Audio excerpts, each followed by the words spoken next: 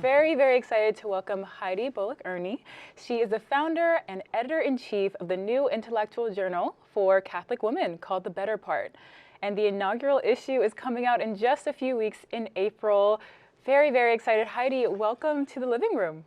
Thank you for having me. I'm excited to join you guys. Yeah, thank you. We're excited to have you here. I'd love to hear what the scriptural inspiration for the name The Better Part is, and how does that capture the mission of the journal? So the better part comes from obviously Mary of Bethany sitting at the feet of Christ. Funny story, I'm going to try to keep it short, but funny story is I actually got the name in a dream. Oh. So I had the idea of the journal before the name actually came. And I had a dream that I was sitting at someone's feet and I was really stressed, really busy. There was so much movement around me.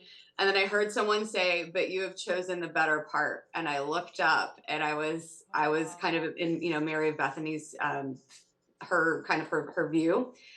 And then I woke up, I sat up and I thought, the better part, that's it. That's amazing. I mean, we tried so many titles, so we workshopped so many things, and it came in a dream one night. So Mary of Bethany is just is our inspiration, and choosing to sit at the feet of Christ and take the wisdom that comes from the quiet, the contemplative, just listening. In Boston, we would say the better part.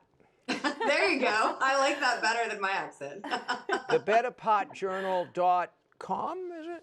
Thebetterpartjournal.com. That's correct. Thebetterpartjournal.com. So what can women expect to read about in the inaugural issue due next month? We're dying to find out. Yes. Okay. So I actually just wrote a list so that way we could talk about it. So we have multiple sections in the journal. We start with intellectual and ecclesial foundations, where women actually discuss what is the intellectual life first and foremost. Is that different from intellectualism? Yes. And then we also talk about the feminine genius, something that I've been told is going to be interesting, ecclesial feminism. We have a symposium where various women talk about and reflect on the feminine genius. We have a science article that talks about the modern proofs for God using modern scientific proofs, and then we move into disruptions and discernment, things that are challenging us today. So we talk about appetites and food noise in the Ozempic era, which is really, I'm excited about that piece. Visual violence and storytelling, lost family tree, like a lost inheritance of a family tree. We even have some Sylvia Plath thrown in there, which is really is also an interesting article. And then we move into imagination and becoming and vocation and things like that. We have poetry. We have a unique article or column from the great Katie Carl.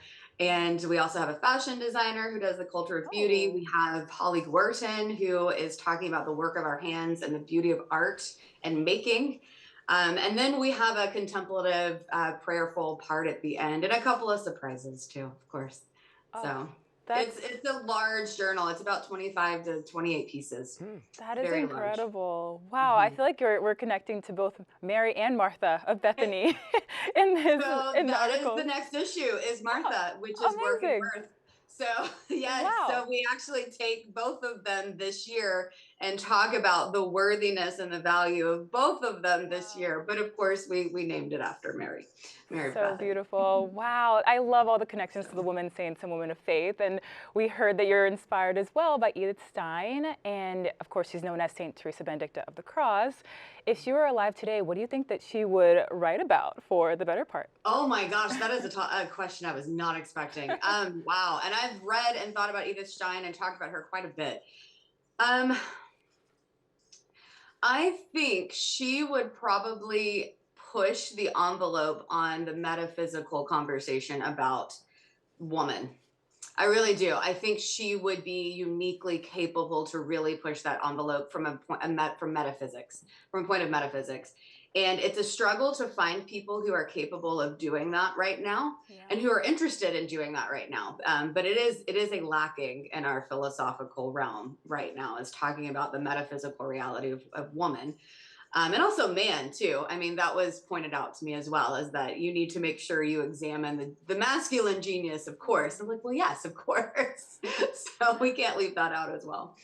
So how often will the journal be published, or haven't you decided that yet? It's twice a year, Oh, twice a April year. and November. We really can't do more than that because our pieces are substantial.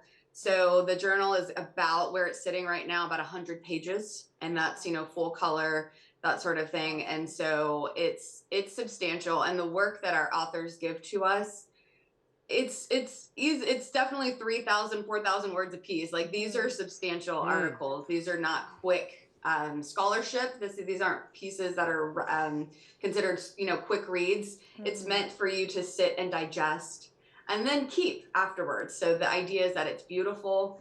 It's just the print itself, the design is beautiful, and which is, I mean, very feminine. So the design is beautiful, and you want to keep it after you're done reading it. So. That's awesome. I love that it's a physical journal. Like, it's Yes. just, and the beauty of that, you know, also keeping it in your home, someone else can visit it and, you know, take a look at it. And why not a digital journal? Yeah. Why print versus digital?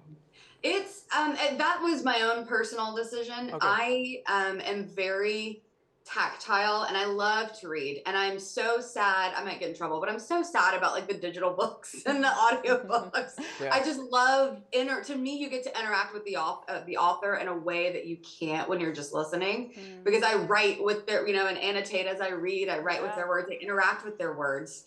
And so for me, the idea of beautiful art and beautiful words really needs a space that is tactile and worthy of the beauty of their words and I their got art. you. Yeah. Of course, of course. And on your website, thebetterpartjournal.com, you invite women to submit work to be considered for the print. What are the types of topics that you're looking for? And do you also accept artwork too? Oh, absolutely. Our first issue has 3 artists. Awesome. So we have 3 female artists, one of which gave us insights into the process of making the piece that she made for us. So one of our columns is watching her as her work unfolds, which is really neat.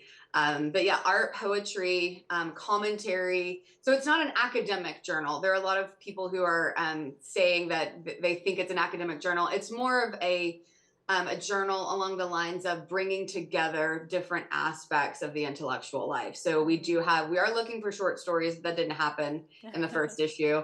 And, but definitely poetry and commentary, philosophical arguments and theological discussions, of course, always, but that's not the heart of the journal. The heart of the journal is intersecting, right, all of these areas of the intellectual life. Well, Heidi, we got to go to the news, but I have to ask you, how can people subscribe to the Better Part Journal? I think I know, but maybe you could tell us.